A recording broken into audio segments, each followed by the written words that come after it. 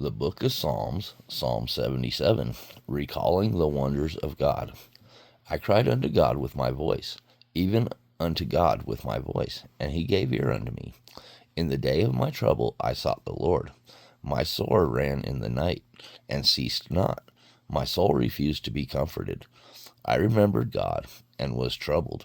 I complained, and my spirit was overwhelmed. Selah.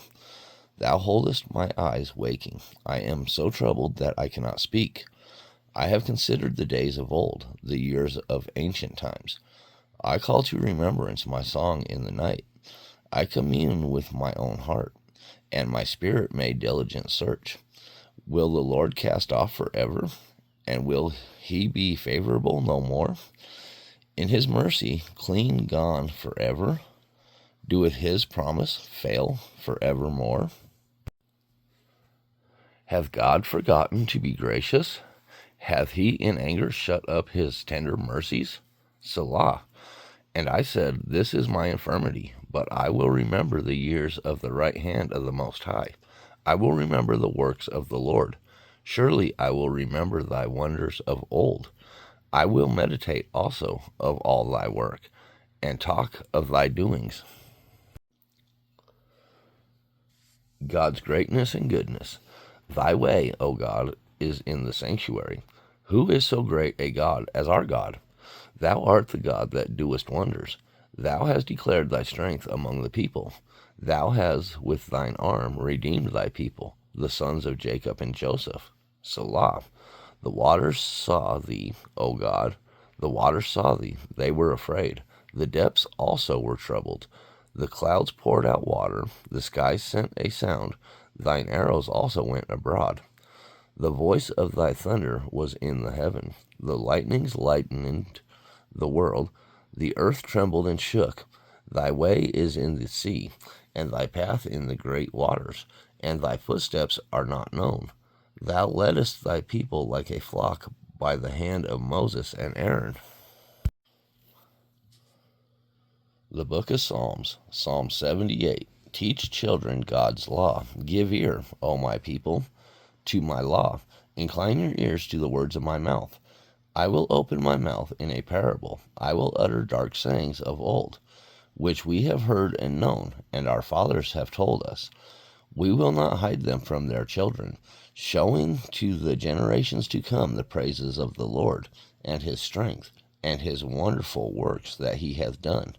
For he established a testimony in Jacob, and appointed a law in Israel, which he commanded our fathers, that they should make them known to their children, that the generation to come might know them, even the children which should be born, who should arise and declare them to their children, that they might set their hope in God, and not forget the works of God, but keep his commandments, and might not be as their fathers, a stubborn and rebellious generation, a generation that set not their heart aright, and whose spirit was not steadfast with God.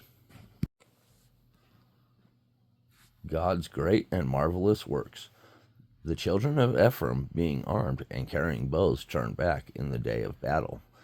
They kept not the covenant of God, and refused to walk in his law, and forgot his works and his wonders that he had shown them.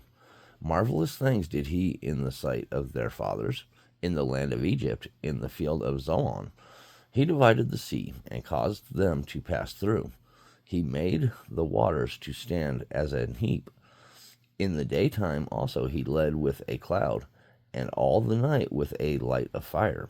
He clave the rocks in the wilderness, and gave them drink as out of the great depths. He brought streams also out of the rock, and caused waters to run down like rivers. Ingratitude for provisions. And they sinned yet more against him by provoking the Most High in the wilderness. And they tempted God in their heart by asking meat for their lust. They spake against God. They said, Can God furnish a table in the wilderness? Behold, he smote the rock that the waters gushed out, and the streams overflowed. Can he give bread also? Can he provide flesh for his people?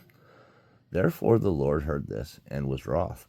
So a fire was kindled against Jacob, And anger also came up against Israel, because they believed not in God and trusted not in his salvation, though he had commanded the clouds from above and opened the doors of heaven.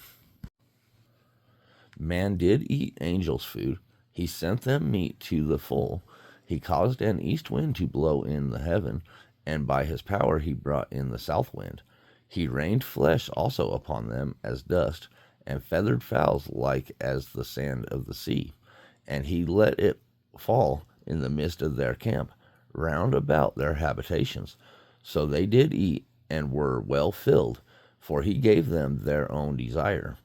They were not estranged from their lust, but while their meat was yet in their mouths, the wrath of God came upon them, and slew the fattest of them, and smote down the chosen men of Israel.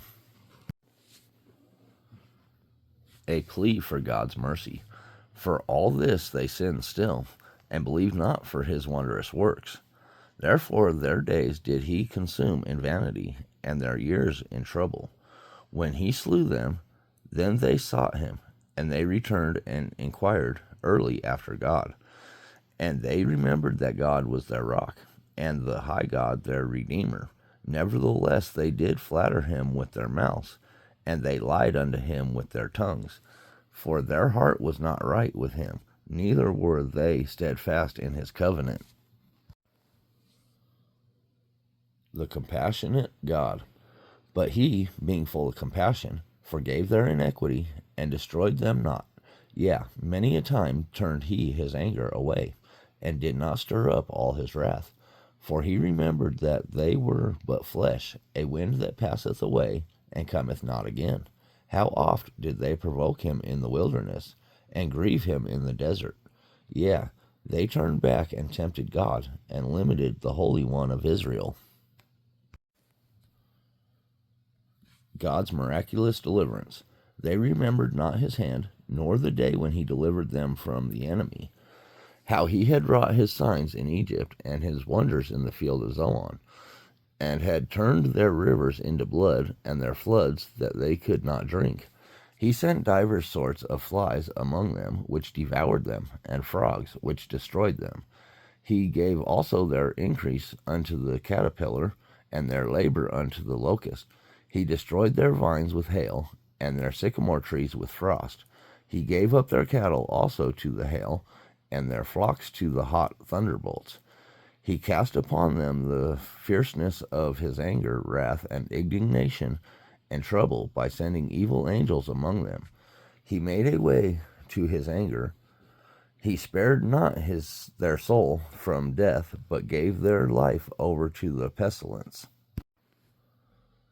and smote all the firstborns in Egypt, the chief of their strength, in the tabernacles of Ham, but made his own people to go forth like sheep, and guided them in the wilderness like a flock.